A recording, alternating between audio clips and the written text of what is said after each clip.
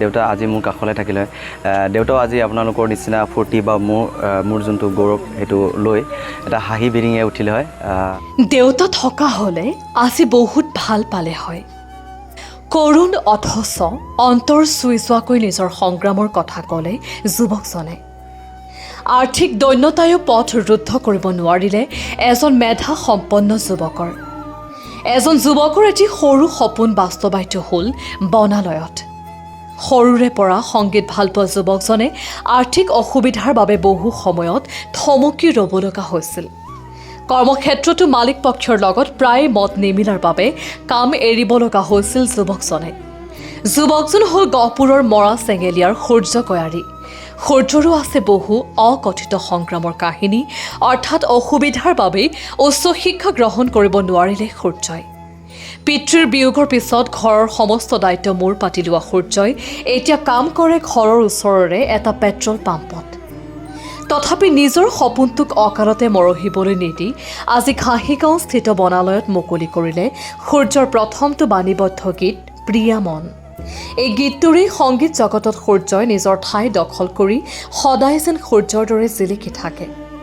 সকলোৱে সূৰ্যৰ গীতটো আঁকোৱালি লৈ যুৱকজনক আগবাঢ়ি যোৱাত সাহস আৰু অনুপ্ৰেৰণা যোগাব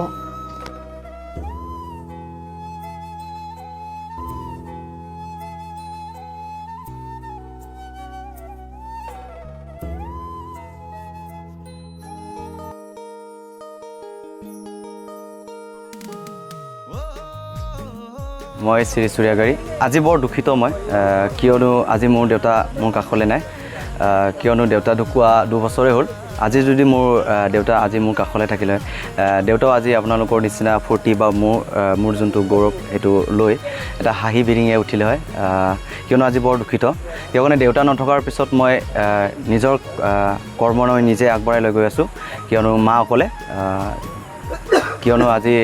নিজে চলাবলগীয়া হৈ আছে ঠিক তেনেকৈ মই ওচৰতে নিজৰ কৰ্ম বিচাৰি যেনেকৈ তেল ডিপু এটাত নিজৰ কৰ্ম আগবঢ়াই লৈ গৈ আছোঁ এই কৰ্মৰ যি কৰি আজি মই যি পইচা আহৰণ কৰিছোঁ বা মই পইচা পাইছোঁ সেইটো পইচাৰে মই আজি বহুত কষ্টৰে নিজৰ কৰ্মৰ পইচাৰে এটি গীত প্ৰস্তুত কৰিলোঁ সেই গীত আজি আপোনালোকৰ মাজত মই মুক্তি কৰি দিছোঁ যাতে আপোনালোকে গীতটি আঁকোৱালি লয় আপোনালোকে ভাল পায় যদি কমেণ্ট এটা কৰিব লাইক এটা কৰিব আপোনালোকে নিশ্চয় সহায় কৰিব কিয়নো মই এজন দৰিদ্ৰ ঘৰৰ ল'ৰা তেতিয়াও মই নিজৰ কৰ্মৰ পইচাৰে গীত এটা মুক্তি কৰিছোঁ যাতে আপোনালোকে আঁকোৱালি লয় গীতটি থেংক ইউ মই গীতটি অলপ গুণগুণাই দিবলৈ বিচাৰিছোঁ ভুল হ'লে ক্ষমা কৰিব আপোনালোকে এবাৰ নিশ্চয় শুনিব গীতটো এবাৰ গুণগুণাই দিছোঁ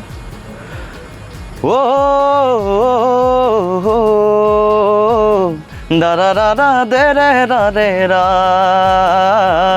da da da da de re da de ra গরম সালে ঝুমনা ঝুমুরে কে রাখো রামে গরম সালে ঝুমনা ঝুমুরে কে রাখো রামে প্রিয়াবারে জোড়াই জোড়াই লাল পাড় শাড়ি পিন্ধি নাচে প্রিয়াবারে জোড়াই জোড়াই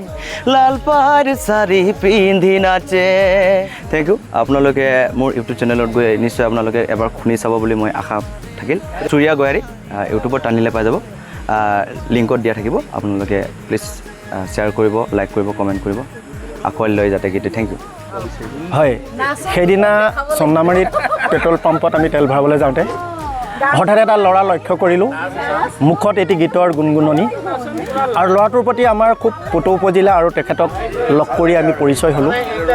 তেখেতে আমাক জানিবলৈ দিলে তেখেতৰ ঘৰ আমাৰ গহপুৰৰে নলিনীবাৰী গাঁও পঞ্চায়তৰ মৰা চেঙেলীত শিল্পীসুলভ এই যুৱকজনৰ আঁৰত যথেষ্ট কাহিনী আমি তেখেতৰ লগত কথা পাতি আমি গম পালোঁ